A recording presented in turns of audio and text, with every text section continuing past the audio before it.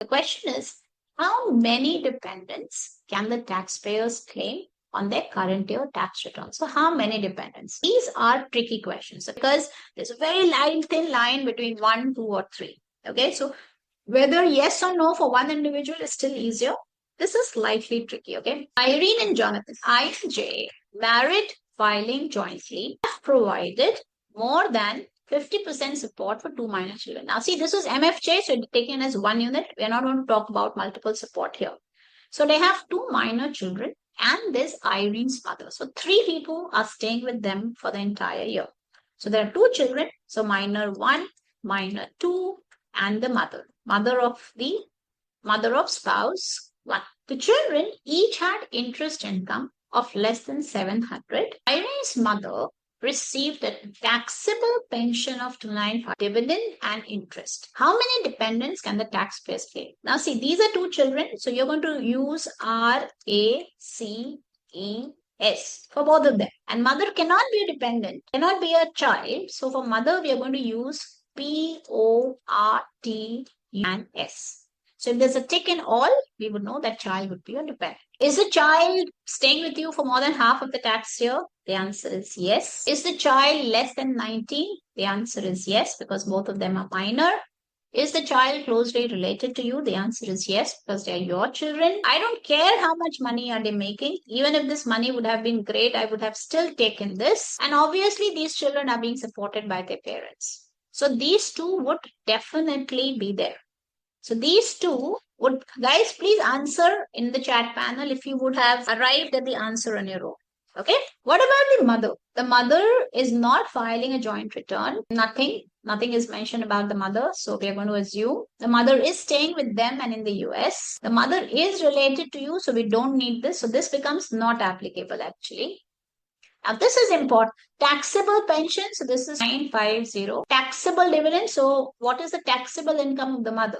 The taxable income of the mother is pension, dividend. So dividend is 1,500 and interest. And interest is 1,000. Just add this figure up and let me know what's the figure coming. Just add this figure up and let me know what the figure is. Take a second. 5950. Okay. Now this is more than 5050.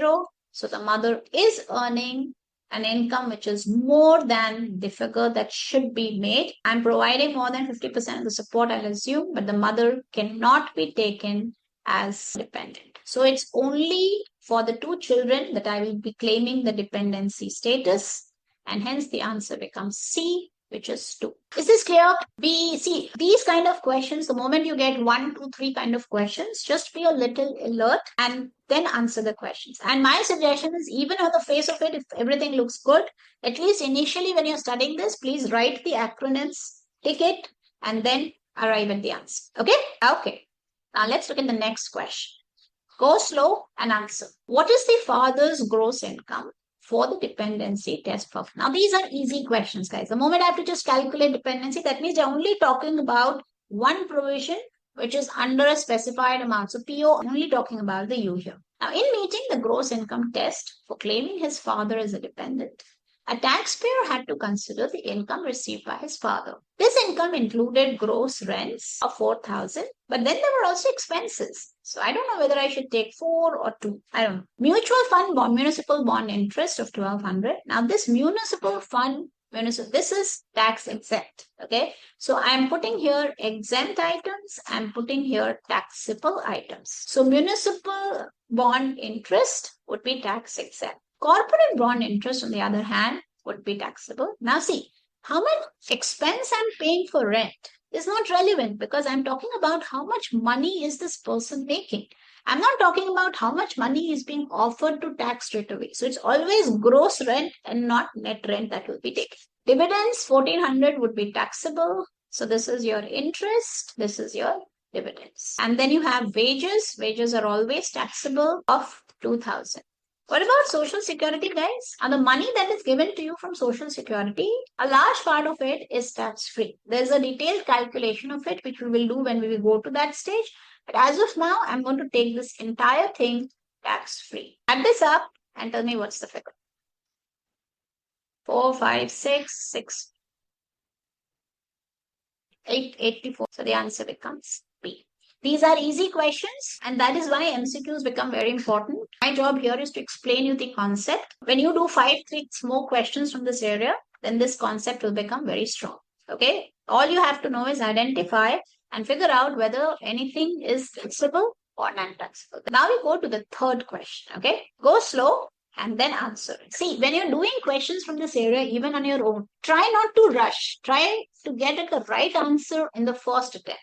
Okay, don't rush. Try to understand the concepts really well. Okay, so who can claim the dependent for June in year 3? H and H. Smith were divorced in year 2. The divorce decree was silent regarding dependency for their 12-year-old daughter June for the current year.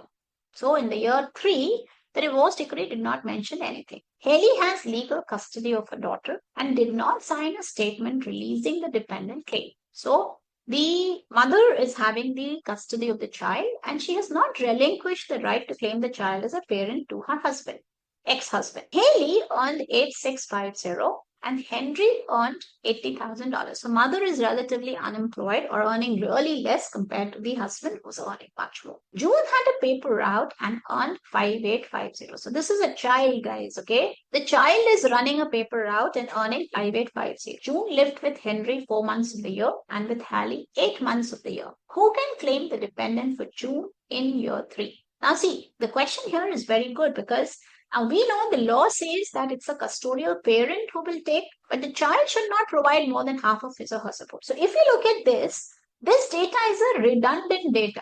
This is just given to you. This is just given to you, or this is just given to you to confuse you. I don't care how much money is you making, whether it is taxable or untaxable.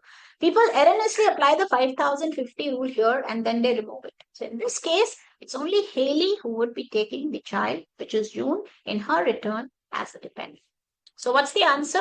See, these are questions where you, 1 second. Yeah, 13C. Very good. So these are questions where, see, these are traps. These are things that I term as traps. They give you these traps so that you get, if you're not very composed and if you're not very thorough with the concepts, you might get a little. People generally have a tendency to apply 5,000. So remember, this is child, this REC, yes, and I don't care how much money is the child taking. Okay, unless and until they tell you anything about the support, the answer of this question is C.